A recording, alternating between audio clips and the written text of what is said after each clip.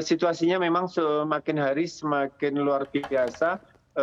Penyebaran penyakit ini sudah semakin masif, khususnya di daerah Jawa. Seluruh provinsi di Jawa sudah terkena, sehingga ini sudah tidak bisa dilakukan penanganan yang biasa-biasa saja. Situasinya sudah emergensi, penanganan juga harus emergensi juga.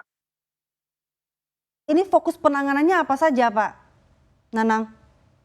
Jadi mestinya penanganan PMK ini ada 3 hal pokok yang harus dilakukan. Yang satu, pemusnahan sumber virus. Ya, kalau virusnya terkena di sapi, sapinya yang di stamping out atau dimusnahkan, idealnya seperti itu. Terus kemudian dilakukan pembatasan lalu lintas ternak. Jadi ternak di daerah wabah tidak boleh dikemana-manakan. Terus yang ketiga itu dilakukan vaksinasi.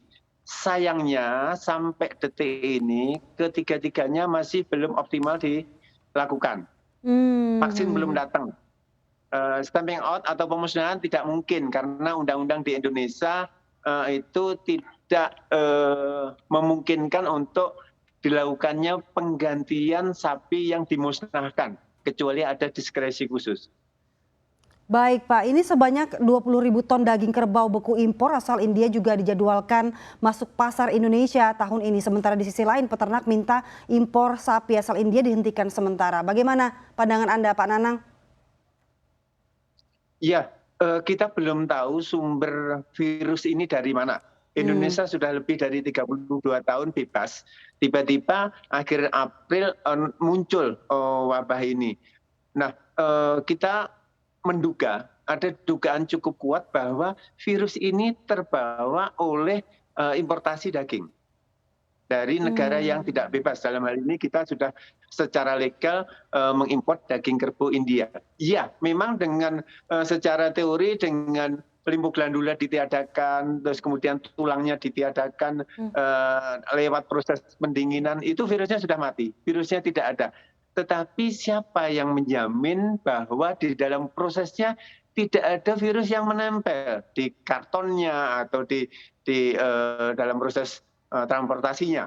Ini yang sangat kita khawatirkan, sehingga kita mendorong, kita meminta untuk sementara waktu paling tidak importasi daging kerbau India yang nyata-nyata India belum bebas itu dihentikan dulu. Pak Nanang, sebetulnya mekanisme impor hewan ternak itu bagaimana sih Pak? Dari awal, dari depan gerbang sudah terdeteksi belum? Gerbang pertama untuk masuk ke Indonesia itu kan melalui pemeriksaan di karantina. Karantina itu adalah garda terdepan untuk membentengi Indonesia supaya terlindungi dari masuknya bibit penyakit dari luar. Nah, secara legal memang semua prosedur sudah dilewati.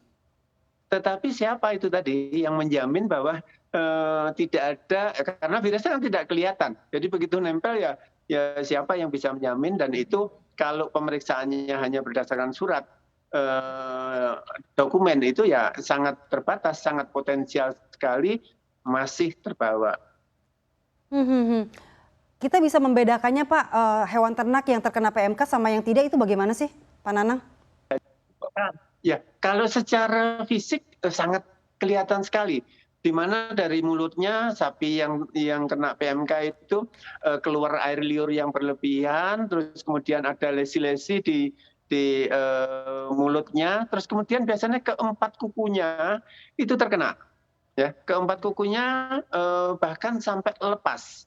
Jadi secara fisik gampang sekali dikenali sapi, kemudian karena mulutnya seperti sariawan itu nggak mau makan. Nah, begitu nggak mau makan, kondisinya turun, drop, ini yang membuat angka kematiannya lumayan tinggi.